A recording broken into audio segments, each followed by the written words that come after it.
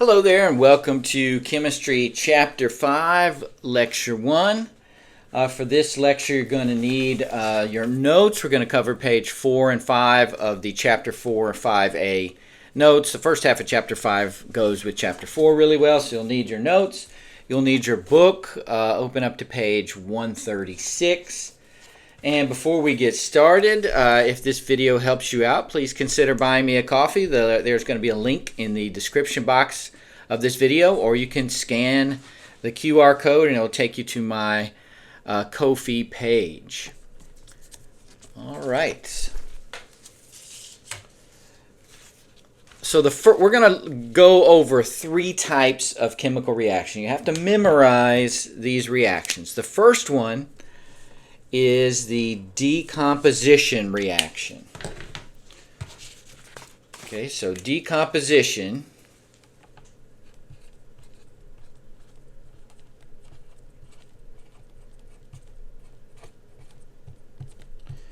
a decomposition reaction takes the form AB, some compound, and it reacts and breaks up into A plus B. So it breaks or decomposes into its constituent elements.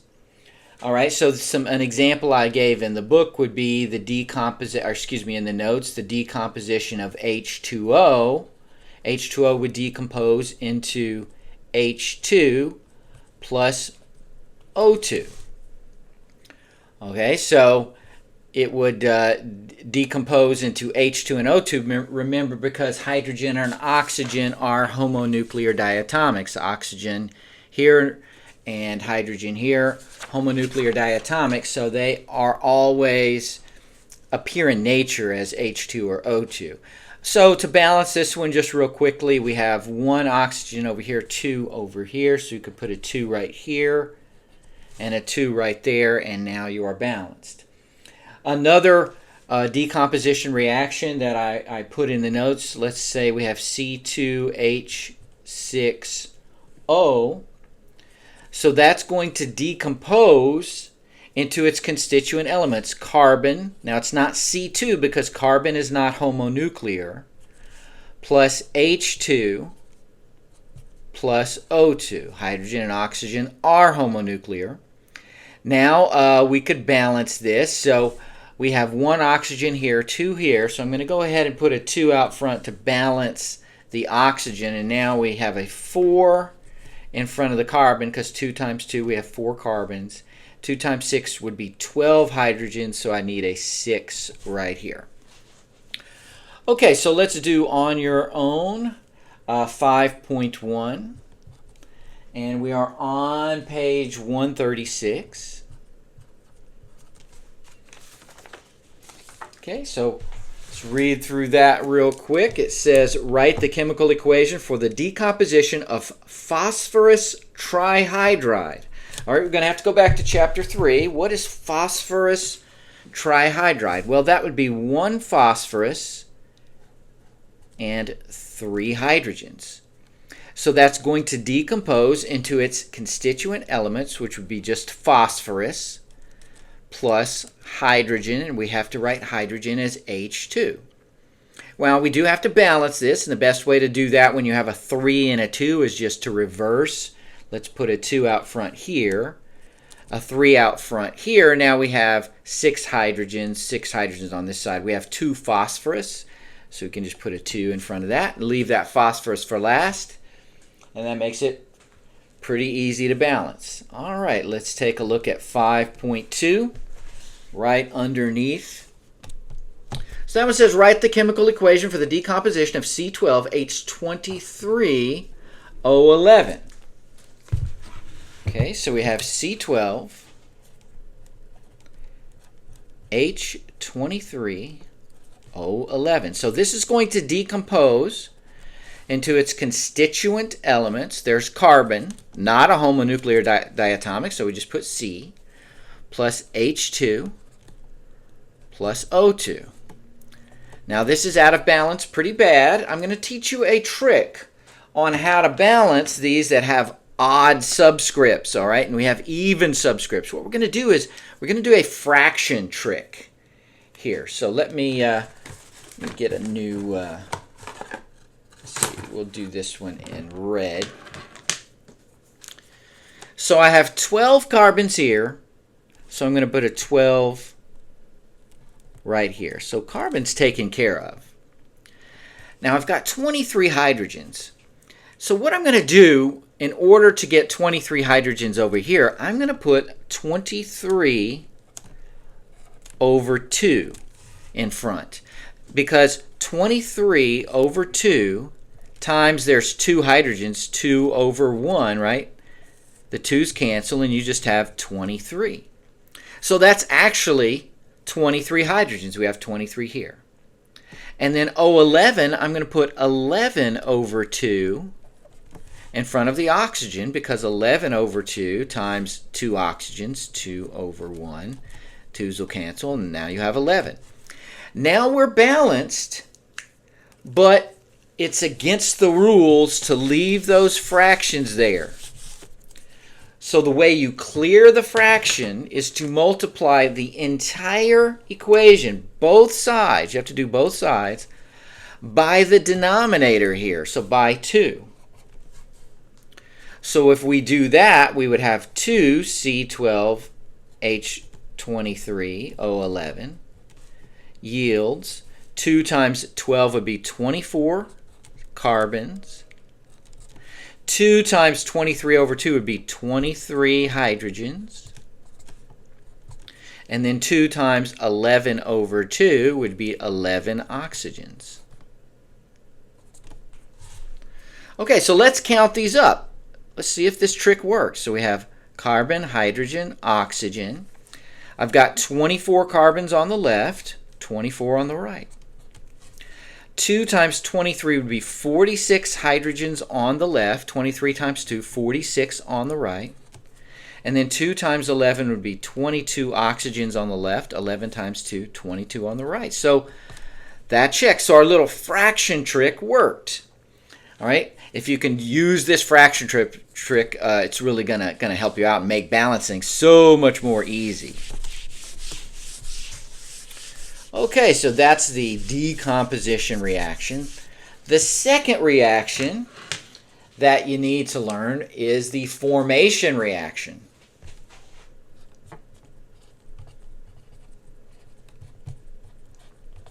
Okay, some books call this a synthesis reaction. Okay, so, excuse me. So a formation reaction,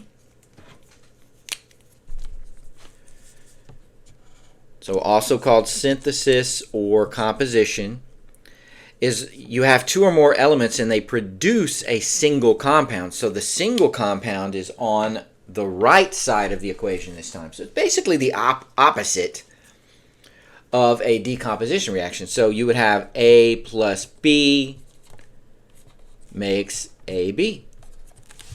It's a formation, just a single compound on the right. So I gave the example in the notes of H2 plus O2 makes H2O. So we have our single compound on the right this time, our constituent elements on the left. Okay, so we would balance this by putting a 2 there and a 2 there.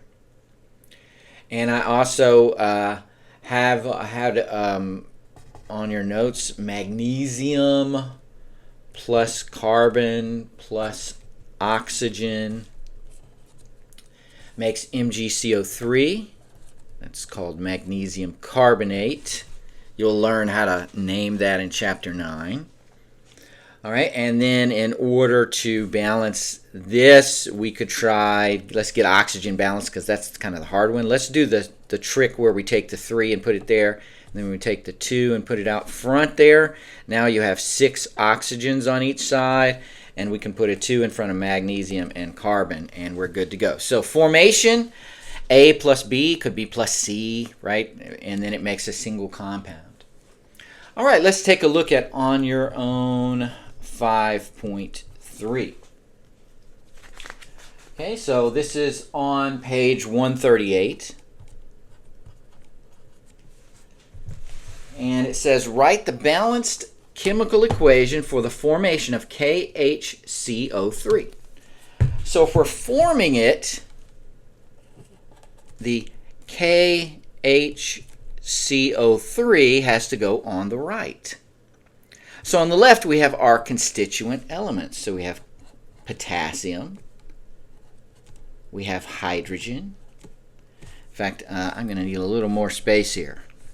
So I'm going to put KHCO3 a little further away. All right, potassium plus hydrogen plus carbon. Remember, we have to write hydrogen as H2 plus oxygen O2. Okay, so on this one, I would probably try to balance the oxygen first. So I would have, let's put that 2 there and put a 3 here. So we have 6 oxygens on each side. Hydrogen's now balanced. We need a 2 in front of the potassium and a 2 in front of the carbon. Okay, so you could use a fractional technique on this one, but I find it easier when you have one that's a 2 and the other that's a 3, just to put the coefficients and kind of flip those and end up with 6 on that. Okay, the last page of your notes, we have the next one that you've got to memorize is the complete combustion reaction. Complete combustion, think of combustion as burning. It's when O2 is added to a compound containing carbon and hydrogen, and it produces CO2 and H2O. All right, so you have to just memorize this. So I gave an example. So let's go ahead and erase here. So complete combustion.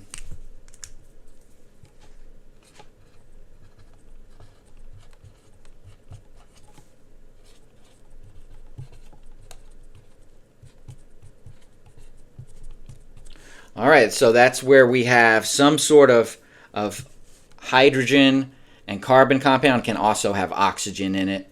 You add O2 and it makes CO2 plus H2O. So the example that I gave in the book would be C4H10 plus O2 makes CO2 plus H2O. So you've got to have one of the reactants to be oxygen. In order to burn something, it has to be, you have to have oxygen. All right, in order to balance this, let's try balancing it. Might get to use our fraction trick here a little bit. So we have 4 carbons here, so I'm going to put a 4 in front of CO2. We hold oxygen until last. Okay, 10 hydrogens, so let's put a 5 in front of H2O. Now hydrogen and carbon are taken care of. How many oxygens do we have? We have 4 times 2, which is 8, plus 5, so a total of 13. So in order to get 13 oxygen, we have 13 on the right, we need 13 on the left, we need to use a fraction, 13 over 2. Or if you're old, you call this 13 halves. Now we need to clear that fraction, so it's balanced now, it's just not legal to leave it as a fraction. So we clear that fraction by multiplying everything by 2. So that would give us 2C4H10 plus 2 times 13 over 2 would be 13O2. 2 times 4 is 8CO2 plus 2 times 5, 10H2O. And that is balanced. You can check me if you don't believe me. Just add them all up. All right, so let's do on your own.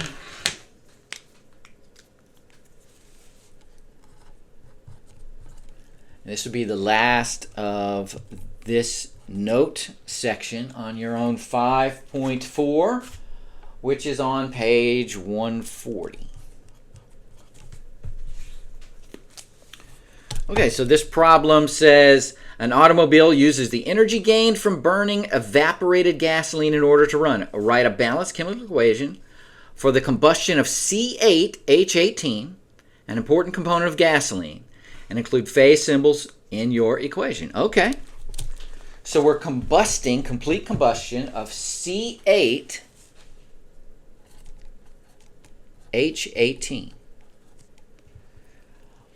All right, and it says that, let's see, that C8H18, it doesn't say if that is a liquid or gas. It says evaporated gasoline, so we're going to assume that is a gas. Now, oxygen in the air would be a gas. So those are our reactants. And then it makes CO2 gas plus H2O gas. All right, it makes water vapor, carbon dioxide vapor. Okay, so now we need to balance. So you've got the complete combustion reaction written out. We just need to balance. Remember, we're going to hold oxygen, O2, for the end. So I have 8 carbons here. Let's put an 8. 18 hydrogens, so let's put a 9, because 9 times 2 is 18. Now for our oxygens, we're going to add those up on the right. 8 times 2, 16, plus 9, that's 25. So we need on 25 on the left side, and in order to do that, we'll just put 25 over 2 in front of the oxygen. 25 over 2 times 2 gives you 25. So now we're balanced, but we have to clear that fraction by multiplying by the denominator of the fraction we added by 2. So that would be 2 C8H18 plus 25 O2 makes 16 CO2 plus 18 H2O. And now, with combustion, you're going to have gaseous CO2 and gaseous H2O. Otherwise, if it was liquid water, then in order to make water, you could just burn something. But no, it'll be water gas with complete combustion. Okay, so that's the 3 types that you have to memorize. But there is a 4th reaction that I need you to know about. And you might have to answer a review question about this, but that's incomplete combustion. So incomplete combustion occurs when you don't have enough oxygen. Oxygen is limited, and the products are CO2 and CO, carbon monoxide, and sometimes even C.